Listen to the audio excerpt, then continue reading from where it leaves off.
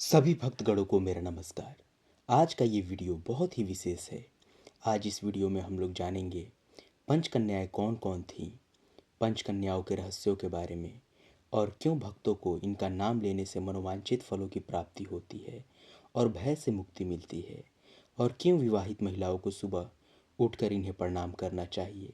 तो आइए वीडियो की शुरुआत करते हैं। सनातन शास्त्रों में देवी देवताओं की पूजा की जाती है। जगत जननी आदि शक्ति माँ दुर्गा की पूजा करने से साधक के जीवन में व्याप्त सभी प्रकार के दुख और संकट दूर हो जाते हैं।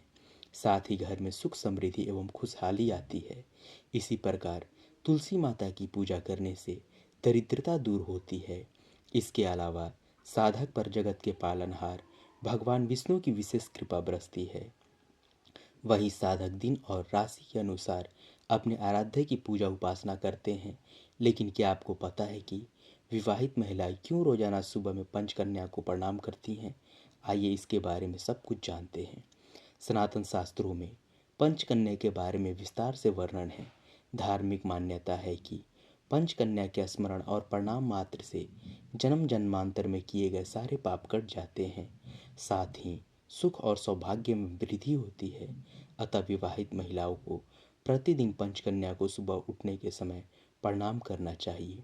हालांकि शास्त्रों में पंचकन्या के नाम को लेकर अलग अलग वर्णन है। कई जगहों पर अहिल्या, द्रौपदी, तारा, कुंती एवं मंदोदरी को पंचकन्या बताया गया है। वहीं एक जगह पर जगत जननी माँ सीता को भी पंचकन्या में शामिल किया गया है। इस बारे में धर्म गुरुओं की माने तो अहिल्या, द्रौपदी, तारा, कुंती एवं मंदोदरी पंचकन्याएं हैं। माता अहिल्या की सात्विक कथा का वर्णन शास्त्रों में है। माता अहिल्या सतयुग के समकालीन थी। भगवान ब्रह्मा की मानस पुत्री माता अहिल्या बेहद रूपवान थी। सभी देवता उनसे विवाह करना चाहते थे, लेकिन किसी को भी सफलता नहीं मिली। इसके लिए ब्रह्मा जी ने विवाह हेतु एक शर्त रखी। इसके तहत जो कोई सबसे पहले त्रिभुवन की परिक्रमा करता, उसकी शादी ही माता अहिल्या से होती। इस कार्य में गौतम ऋषि सफल हुए। अतः ब्रह्मा जी ने गौतम ऋषि से माता अहिल्या का विवाह कर दिया। कालांतर में इंद्र ने छल से माता अहिल्या के साथ परिणय करने की कोशिश की। हालांकि माता अहिल्या ने इंद्रदेव को पहचान लिया। उसी समय गौतम ऋषि भी आश्रम आ गए। इंद्र को देख उन्होंने अपनी धर्मपत्नी को शाप दिया कि वह पत्थर की मूर्ति बन जाएंगी। भगवान राम के दर्शन पाकर उनका उद्धार होगा। त्रेता युग में भगवान राम के दर्शन पाकर माता अहिल्या को मानव रूप प्राप्त हुआ। माता तारा भगवान राम के समकालीन थी। उनके पति महान शक्तिशाली वानर राज बाली थे। तारा समुद्र मंथन के समय उत्पन्न हुई थी। एक शर्त के तहत अप्सरा तारा का विवाह बाली के साथ हुआ। जगत जननी माँ सीता की खोज के दौरान भगवान श्री राम के हाथों वानर राज बाली को सद्गति प्राप्त हुई। उस समय उन्होंने भगवान राम को शाप दिया था कि अगले जन्म में उनका वध भी बाली के हाथों होगा। द्वापर युग में भगवान श्री कृष्ण का वध शिकारी ने किया था।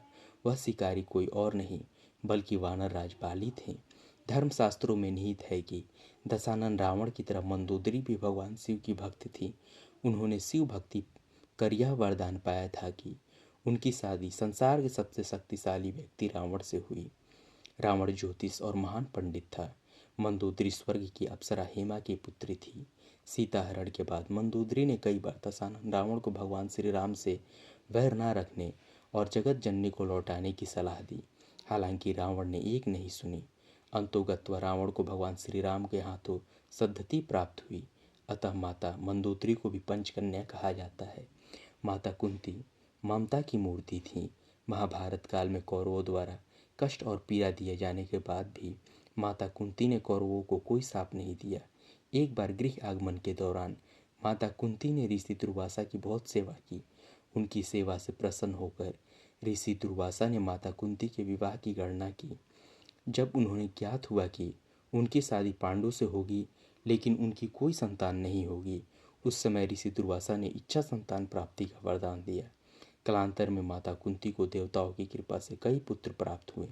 इनमें अग्रज सूर्यपुत्र कर्ण और अनुज अर्जुन थे। अतः माता कुंती को भी सती कहा गया है। द्रौपदी द्वापर युग के समकालीन थी। पंचकन्या में द्रौपदी की भी गिनती होती है। शास्त्रों में निहित है कि पूर्व जन्म में पति की मृत्यु के बाद भगवान शिव की कठिन तपस्या की। उनकी तपस्या से प्रसन्न होकर भगवान शिव ने वर मांगने को कहा। उस समय द्रौपदी ने 5 बार सर्वगुण संपन्न पति की कामना की। भगवान शिव ने तत्क्षण द्रौपदी को वरदान दिया। द्वापर युग में द्रौपदी का विवाह पांडवों से हुआ था। परिग्रहण के समय एक ऋषि ने द्रौपदी को पूर्व जन्म के वरदान से अवगत कराया। महाभारत काल में चीरहरण के समय द्रौपदी ने जगत के पालनहार भगवान श्री कृष्ण से प्रार्थना की। उसके फलस्वरूप कौरव चीरहरण करने में सफल नहीं हो सके, अतः द्रौपदी को भी माता का दर्जा प्राप्त किया गया। धन्यवाद। अगर आपको ये जानकारी अच्छी लगे तो इस वीडियो को लाइक और चैनल को सब्सक्राइब अवश्य कीजिए। धन्यवाद।